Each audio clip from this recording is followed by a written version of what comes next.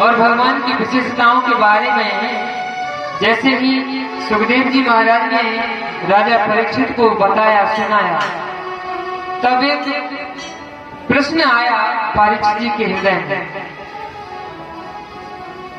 तो बिना देर किए परीक्षित महाराज ने सुखदेव जी से तुरंत वो प्रश्न पूछ लिया, महाराज भगवान इतने महान है, सृष्टि को बनाया, ब्रह्मा जी को उत्पन्न किया, उनकी कृपा से भोलेनाथ को उत्पन्न कर पाए ब्रह्मा जी, लेकिन ये भगवान मिलते किसको है?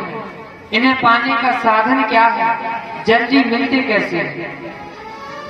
यदि कोई भगवान को पाना चाहे तो कैसे पा सकता है?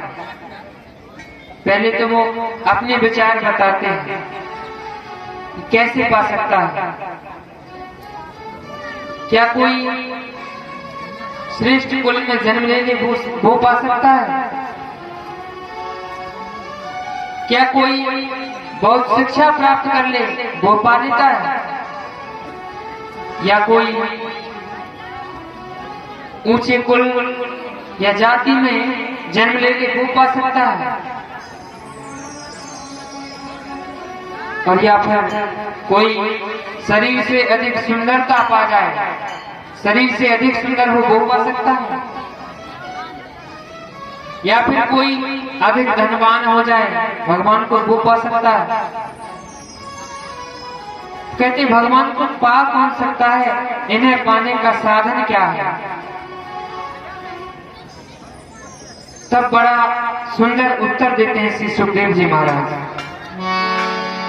व्याधस्य चरणं ध्रुवस्य च वयो विद्या गजेन्द्रस्य काः काजातिर्विदुरस्य यादव पते रुद्रस्य किं पौरुषम्। व्याधस्य चरणं, यदि कोई श्रेष्ठ आचरण और श्रेष्ठ नियम करके भगवान को पाता, तो जो राम जी के वनवास की अवधि के दौरान कोलभील भगवान को मिले, उनको भगवान ने हृदय से लगाया, गले से लगाया, और स्नान नहीं करते थे 4-4 महीने, फिर भी भगवान को देखते भगवान के प्रति उनके हृदय में प्रेम उमड़ा। कहने लगे भगवान हमारी ये बड़ी सेवा है, कौन सी? अस हमार प्रभु बड़ सेवकाई, लेह न बासन बसन चुराई। हम आपके वस्त्र इत्यादि ये लोटा टोटा छीन नहीं रहे, ये सबसे बड़ी भक्ति है हमारी, सबसे बड़ी सेवा है। ऐसे लोगों को भगवान ने अपने गले से लगाया, हृदय से लगाया, जबकि वो कोई श्रेष्ठ आचरण वाले नहीं थे। और ध्रुवस्य च वयो, जिस बालक ध्रुव को मिले उस बालक ध्रुव की आयु ज्यादा नहीं थी। यदि भगवान श्रेष्ठ आयु वाले को प्राप्त होते तो उसकी आयु श्रेष्ठ नहीं थी, 6 वर्ष की मात्र आयु थी, और 6 वर्ष की आयु में ही 6 महीने के अंदर ही, 6 महीने की तपस्या के अंदर ही छोटे से बालक ध्रुव ने भगवान को पा लिया। तो सिद्ध होता है श्रेष्ठ आयु, ज्यादा आयु पाकर के भगवान मिलते नहीं हैं। और यदि कोई विद्यावान बन के सोचे, कोई ज्ञानवान बन के सोचे कि भगवान को पाले, तो नहीं मिलते। क्यों? विद्या गजेंद्रस्य का, जिस गजेंद्र हाथी को भगवान ने उस ग्रह से बचाया था, वो कोई पढ़ा लिखा नहीं था। फिर क्यों बचाया? फिर क्यों भगवान आए? सिद्ध होता है कि श्रेष्ठ विद्या प्राप्त करने से, ज्यादा विद्या प्राप्त करने से भगवान नहीं मिलते। फिर श्रेष्ठ जाति वाले मिलते होंगे? कहते नहीं। भगवान ने खुद कहा है, बड़ी सुंदर बात कही है, भगवान जाति वाले को नहीं मिलते। जब माता सबरी के यहाँ गए तो माता सबरी कहने लगी, प्रभु मैं बहुत अधम नारी, मैं आपकी स्तुति कैसे करूं, आप मेरे यहाँ पधारे, बड़ी कृपा की है। तो भगवान उत्तर देते हैं, कहे रघुपति सुन भावनी बात,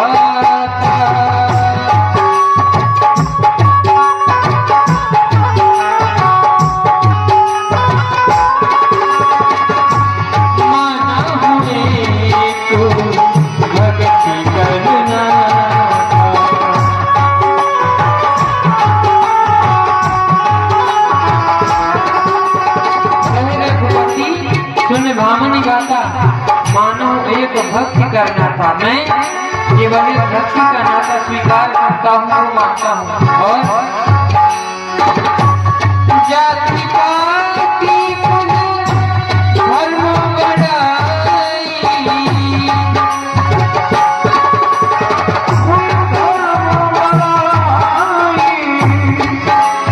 तो धन बल करी जन गुण चतुराई।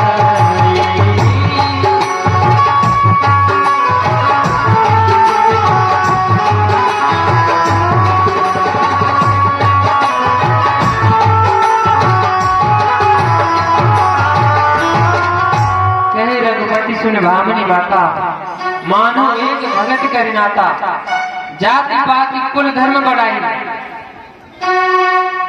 ऊंची जाति हो, श्रेष्ठ कुल हो, श्रेष्ठ धर्म हो, खूब बड़प्पन हो,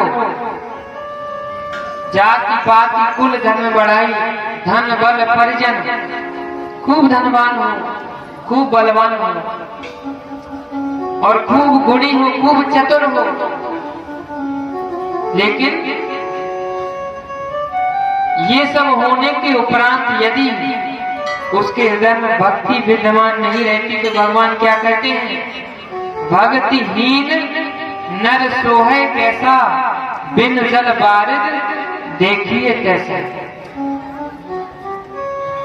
कि उसके हृदय में यदि भक्ति विराजमान नहीं है तो वो ऐसे शोभा नहीं पाता जैसे बिना जल के बादल शोभा नहीं पाते।